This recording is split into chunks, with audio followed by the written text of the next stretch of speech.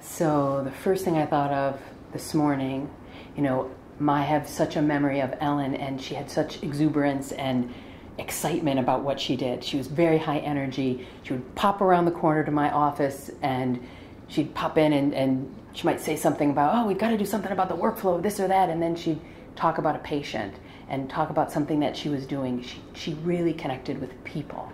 And that's the thing I kept thinking about all morning, was her connection with people, and how I will miss that. I will miss what she's brought to our patients, particularly patients of the Woodward Center, and what she could have done for the world, for adolescents and in their families as well.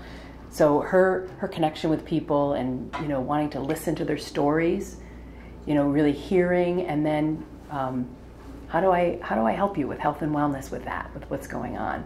She was pretty driven for that. Mm-hmm. And she focused on urban medicine as well as adolescents. Yeah. So that is a special calling, I would say. It is. Mm-hmm. Can you describe what kind of person, gravitates to that kind of field?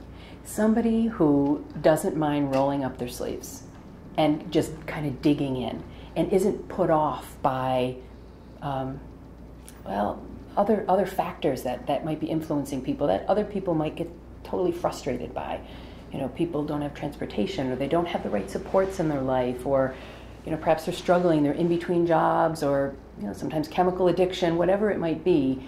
A person has to be able to make space for those, I guess, other issues. And Ellen was someone who could do that, and she did it, every day. Doesn't mean there were days where we all, she felt frustrated, we feel frustrated, but she could make space for those. And that's the kind of person, that's that special quality, I think, of being able to take in the whole person and the whole of what's going on in a person's life. Mm-hmm. That's a true calling, mm-hmm. to want to reach out like that. But she was also committed to furthering her own education, yes. to further others' education. Yeah, that's, I think, again, the extension of, I'm not going to, just do this. She's always thinking about, well, what could we do next? I remember talking with her about, how can we partner with schools? How can we partner with the Boys and Girls Club?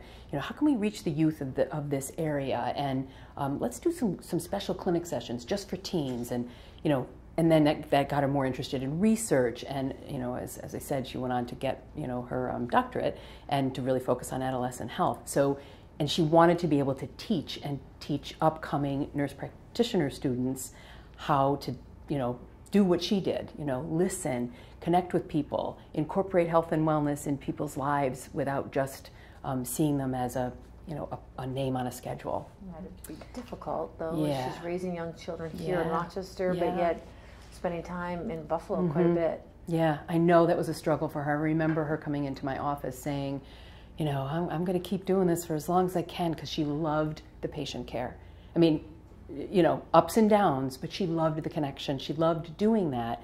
And I remember her saying, oh, this is a lot. I don't know how much I can keep doing both. And then, really devoting her time to teaching, which I can't imagine a better teacher. I'm a nurse practitioner as well by training, and I think Ellen would have been a great teacher for me. I would have loved working with her. Mm-hmm. The people who've worked with her for a number of years, which I've worked with her for over 10 years, we're just in disbelief, mm-hmm. because how can you lose someone who's so vibrant? She's got 2 little boys, she's got a wonderful husband, and all that she was giving to the community, to nursing education, to the population of our patients. I feel the whole already, and who she won't be able to teach, and not to mention how my heart is breaking for her husband and her kids and her family, just them missing her, mm-hmm. growing up. Mm.